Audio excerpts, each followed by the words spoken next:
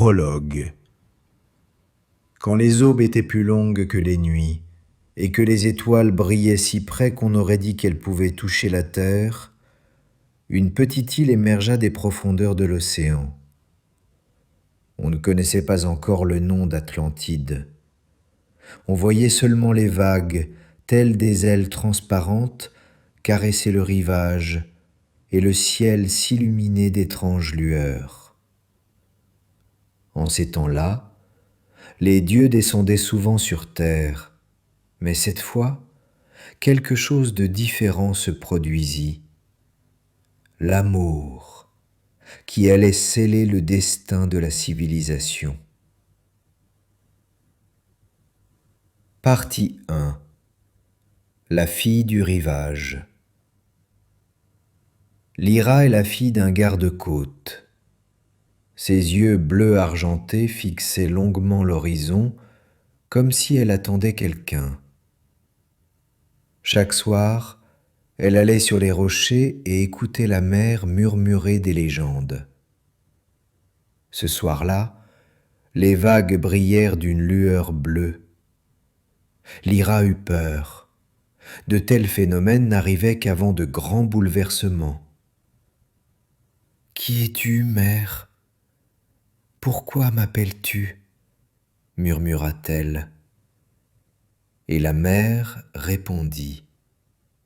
La silhouette élancée d'un jeune homme émergea des eaux, ses cheveux blonds et ses yeux étincelants d'une profonde lueur. « N'aie pas peur, je m'appelle Atlan, je suis le fils d'Océan. » Lyra recula, mais la curiosité l'emporta sur la peur. « Un demi-dieu ? » À moitié seulement, car ma mère était mortelle, et c'est ce qui m'a conduit jusqu'à toi. Partie 2. La rencontre de deux mondes.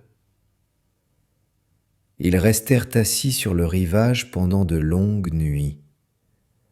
Atlan leur parla de cités sous-marines aux murs de nacre, où la lumière jaillissait de cristaux poussant dans les profondeurs abyssales. Nous appelons ce monde Nébris. Là-bas, il n'y a pas de guerre, il n'y a que sagesse et harmonie. Pourquoi l'as-tu quitté ? Parce que mon père nous interdisait d'avoir des relations avec les mortels. Parce qu'il croyait que les deux mondes ne pouvaient se mélanger. Et je ne suis pas d'accord. Le cœur de Lyra s'emballa soudain. Et qui cherchiez-vous ? Toi. J'ai entendu tes pensées. Ton cœur m'appelait. Elle rougit. Moi ? Oui. Quand tu te tenais sur les rochers et que tu interrogeais la mer sur ton destin, je t'ai entendu. Leurs regards se croisèrent, et le monde sembla se taire. Partie 3. Le don de l'océan. Une nuit, Atlan conduisit Lyra dans une baie profonde. Aujourd'hui, la frontière entre nos mondes est ténue. Veux-tu voir quelque chose qu'aucun homme n'a jamais vu ? Il lui toucha la paume de la main, et l'eau devint plus claire que du cristal. Un passage vers les profondeurs s'ouvrit devant eux. Lyra fit un pas, et la mer ne la pressa pas. Ses cheveux ne se mouillèrent pas. Elle respirait comme sur la terre ferme. As-tu fait cela pour moi ? Tu es la raison de mon existence. Dans les profondeurs, des lianes de cristal scintillaient. Des créatures semblables à des dragons lumineux nageaient. Et puis, une cité, comme bâtie de vagues. Lyra se figea. C'est plus beau que n'importe quelle légende. C'est ce qui pourrait devenir notre foyer. Partie 4. La jalousie des dieux. Mais leur bonheur fut de courte durée. Posé, le seigneur des mers et père d'Atlan, apparut. Imposant comme une tempête, son sceptre luisant d'une lumière émeraude.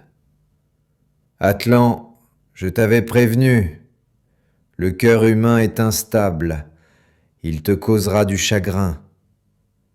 Je l'aime, s'écria Atlan. Posé regarda Lyra. La mortalité est trop faible pour notre monde. Votre amour pourrait détruire les deux mondes. Lyra s'avança. Je ne détruis pas. Je veux seulement être avec lui. Tu ignores la puissance des profondeurs, répondit Posé. Mais si tu le choisis, tu devras réussir l'épreuve. Il leva sa baguette et la mer se mit à bouillir. Partie 5.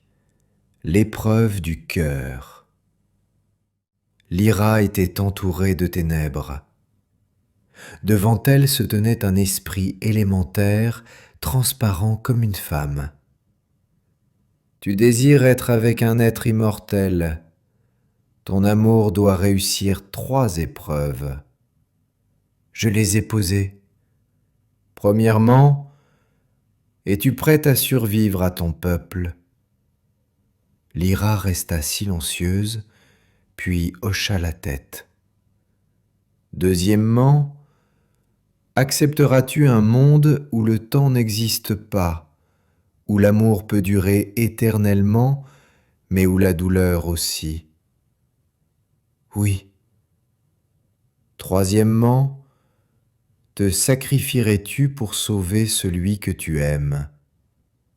Lyra répondit sans hésiter. Oui, sans lui, ma vie n'a aucun sens. L'esprit toucha son cœur et la mer s'éclaircit. Partie 6. La naissance d'un nouveau peuple. Posé réapparut devant eux. Tu as réussi l'épreuve, mais ton amour a accompli quelque chose de plus. Il toucha la main d'Atlan, puis celle de Lyra. Tu es devenu un pont entre les mondes, et de ce pont naîtra un nouveau peuple, les Atlantes, ceux qui sauront vivre sur terre et dans la mer, et posséder la sagesse et la puissance des deux mondes. La mer gronda, la terre surgit des profondeurs, et un nouveau continent apparut. Des rochers scintillants, des lacs cristallins, des prairies reflétant le ciel. Voici l'Atlantide, dit Posé, ta patrie, et la patrie de tous ceux qui viendront après toi.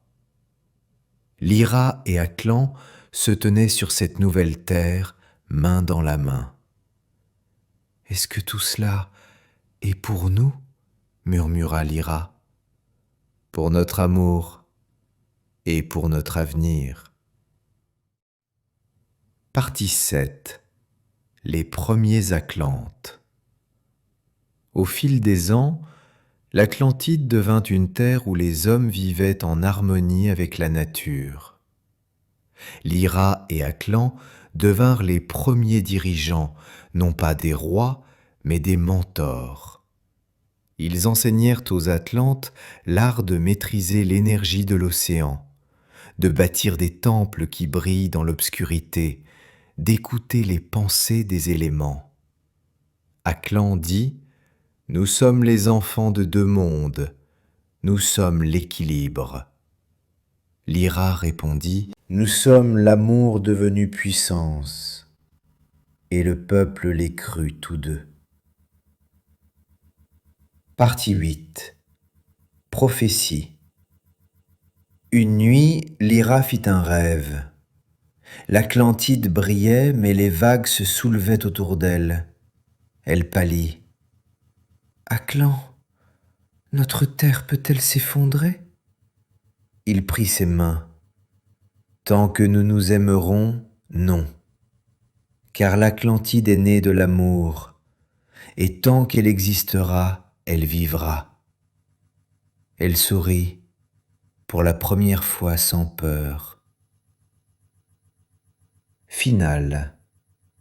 L'Atlantide est devenue une légende non pas parce qu'elle a disparu, mais parce qu'elle a été créée à partir de la puissance la plus pure, l'amour. Et chaque fois que les vagues murmurent leurs histoires, on entend l'écho de ces premiers mots. J'ai entendu ton cœur et je suis venu.